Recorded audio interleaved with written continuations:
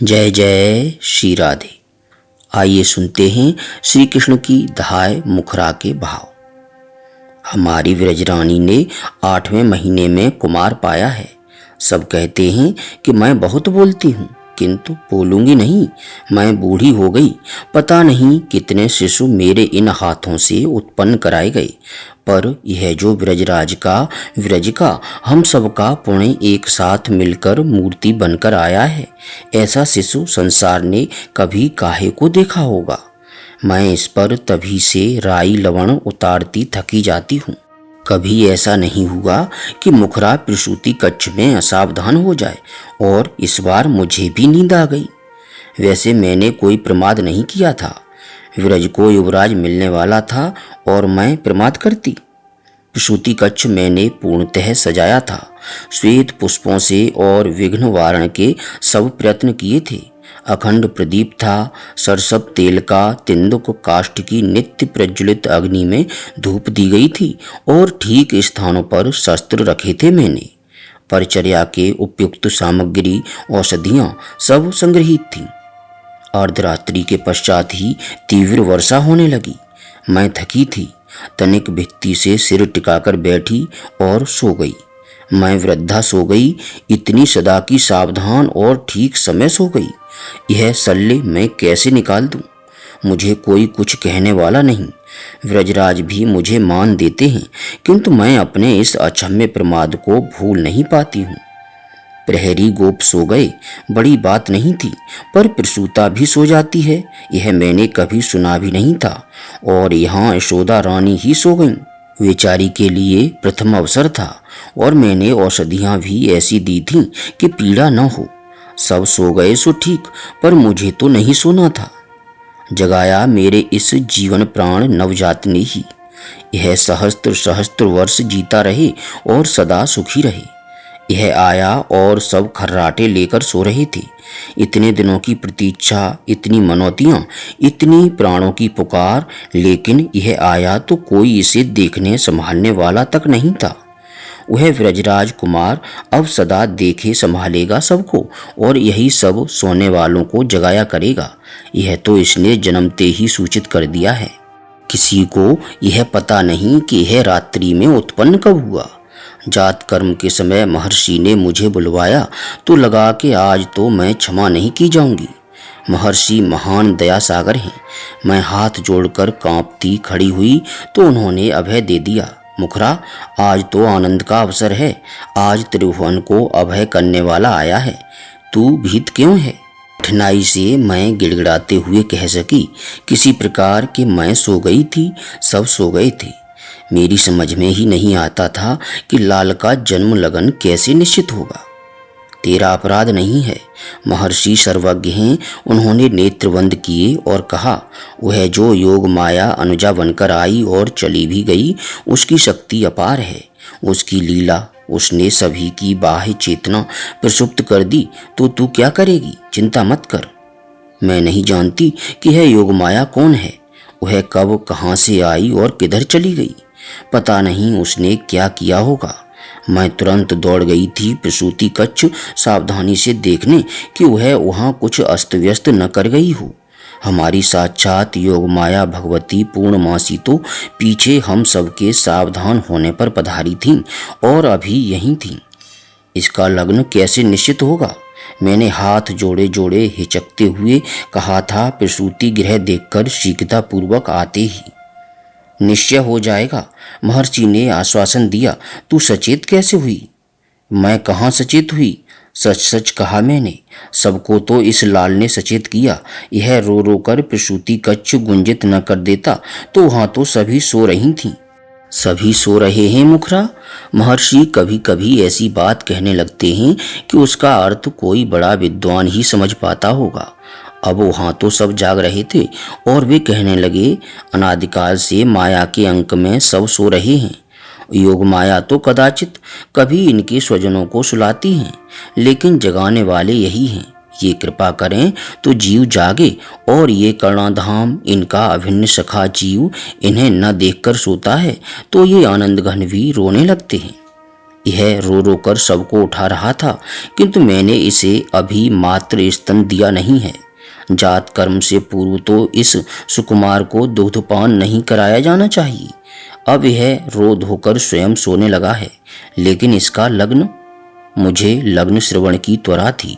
इतने सुंदर सलोने लाल का भविष्य श्रवण को सब उत्सुक थे, और सर्वज्ञ महर्षि के लिए लग्न निर्णय कठिन तो था ही नहीं। यह वृष लग्न में आया है, महर्षि ने कहा। श्री व्रजराज की अपेक्षा ऊंचाई में किंचन न्यून रहेगा। अच्छा ही है, बहुत प्रलंब होने को इसके अग्रज ही पर्याप्त हैं। दाऊ अभी से लंबा लगता है। इसके ताऊ चाचा के कुमारों में ऋषभ अर्जुन भी लंबे ही हैं, और विशाल तो विशाल हैं ही।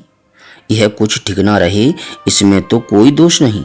बहुत बार ठिकने व्यक्ति अधिक स्वस्थ सशक्त होते हैं। रोहिणी में उत्पन्न हुआ, महर्षि कह रहे थे। प्रसूति कक्ष में सर्प होना चाहिए था, किंतु मैं भागकर देखने जा रही थी, पर महर्षि ने मुझे रोककर पूछा, इसके अग्रज तो स्वयं भगवान अनंत हैं, वे कहाँ थे? दाऊ तो वहीं था। मैंने बतलाना प्रारंभ किया, और मेरा यह दोष तो है ही कि मैं पूरी बात कहे बिना नहीं मानती। मैंने बहुत बच्चे उत्पन्न कराए हैं, पाले हैं। रोहिणी रानी से सबसे मैं सदा कहती थी कि दाऊ गूंगा नहीं है, अपंग भी नहीं है, किंतु मुझ दाई की बात पर कोई ध्यान ही नहीं देता था। बालक की पहचान करने में कहीं मुखरा से भूल हो सकती है।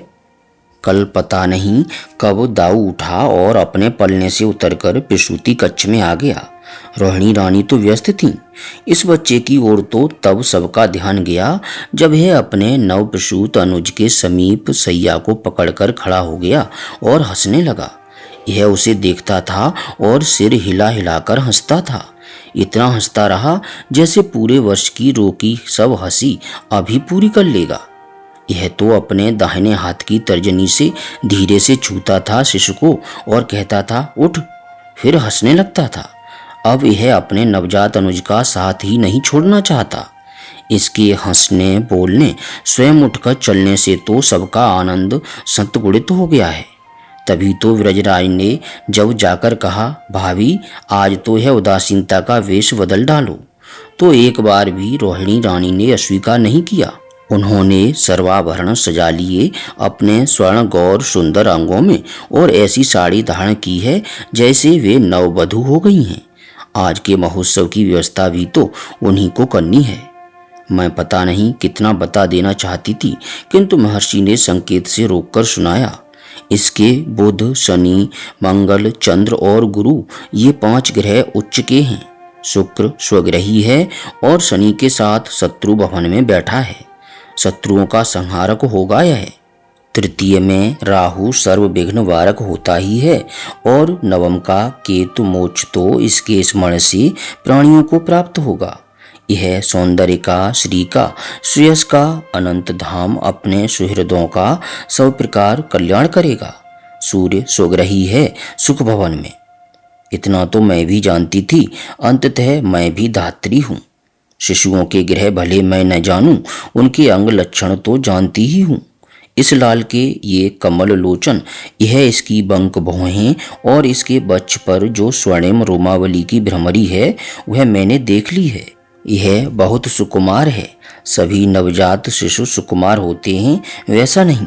यह तो लगता है कि सघन मेघों से बना है। मुझ वृद्धा के कर कठोर हो गए हैं। इसे स्पर्श करते मेरा हृदय कांपता है। कुछ बड़ा हो जाए तब इसके कर चरण भली प्रकार देखूंगी। गोकुल के आसपास वनों में, उपवन में, ग्रहों में जो इसके माता के उदर में आने के साथ ही शोभा संपत्ति उमड़ पड़ी है, वह तो सब देखते ही हैं। इतना सौंदर्य वृक्षों में, वनों में। मुझे व्रजराज के सेवक ने बतलाया कि कालिंदी पुलिन पर रेणु के रंगीन कणों से, वनों में तृण पुष्पों से, जल में पुष्पों से और भूमि पर रत्नों से नाना प्रकार के मंडल चित्र प्रकट हो गए हैं। वैसे मंडल जैसे मुनिगण यज्ञों के समय यज्ञशाला में बनाया करते हैं। सब पशु पक्षी प्रसन्न पुष्ट सानंद हैं, और शकुनों ने तो गोकुल को अपना आवास बना रखा है। यह सब हमारे लाल का सौभाग्य सूचक ही तो है। प्रसूति कक्ष प्रांगण तो आज अद्भुत सुर पुष्पों से भरा गया है। अवश्य विरज के युवराज का जन्मोत्सव मनाया है गगन में देवताओं ने भी, लेकिन यहाँ जो उत्सव आरंभ हो गया है, आज के आनंद में तो सब उन्मत्त हो गए हैं। अरे इस वृद्धा मुखरा को तो बची रहने दो, इसे प्रसूति कक्ष संभालना है, नव प्रसूता की सेवा करनी है, लाल को अधिक दूध न पिला दिया जाए यह देखना है, किंतु कोई आज मेरी पुकार नहीं सुनता।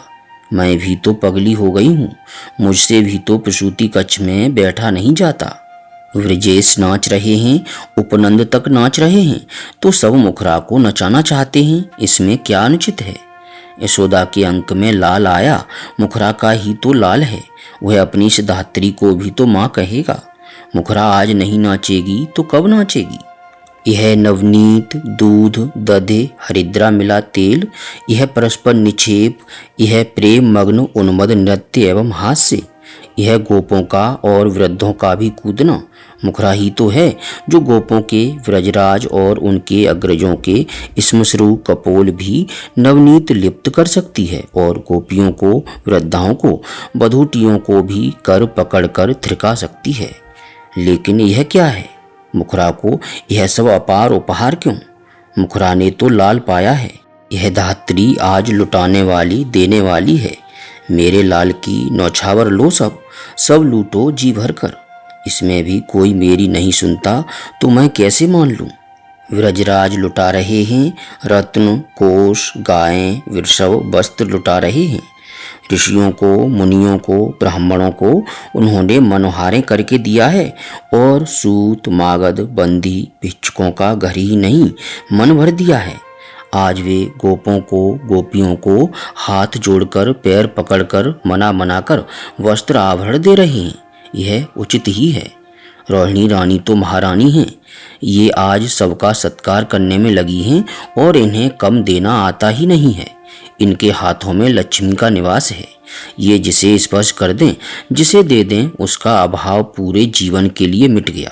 अभी मधुमंगल कह गया, मुखरा मौसी आज सुरांगनाएं आई हैं याचिका होकर, और मैंने सुरों को, दिव्य महर्षियों को ब्राह्मणों के साथ व्रजराज के करों से दक्षिणा लेते देखा है। तू आज जो चाहे जितना चाहे मांग ले माँ से। मैं ब्राह्मण भी आज तुझे अपने सखा के आगमन में आशीर्वाद दे सकता हूँ।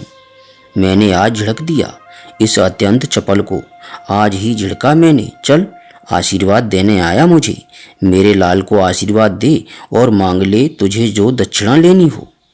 ब्रजराज की, मेरे व्रज नव युवराज की दक्षिणा लेने महामहर्षि आवें, सुर आवें, सुरंगनाएं ही नहीं शारदा आवें और श्री आवें, सब अपना सौभाग्य माने इसकी दक्षिणा न्यौछावर पाकर। किंतु मुखरा क्यों मांगे। मुखरा तो माँ है, धात्री माँ, और मुखरा आज देने वाली लुटाने वाली है। महारानी रोहिणी महारानी नहीं ही मानेगी। इनकी दृष्टि बचाकर कोई भी आज निकल नहीं पाती। सबको इनका सत्कार उपहार आज स्वीकार करना ही पड़ता है। तो मुखरा धात्री है, इसे प्रसूति कक्ष में ही रहना है, और मैं इस ग्रह की सेविका। मेरा रोम रोम कण कण इसके अन्न से पला पुष्ट हुआ। महारानी का प्रसाद मेरे मस्तक पर। महारानी ने मुझे आज इतना दिया है कि मेरी अनेक पीढ़ियां भी उसे समाप्त नहीं कर सकेंगी।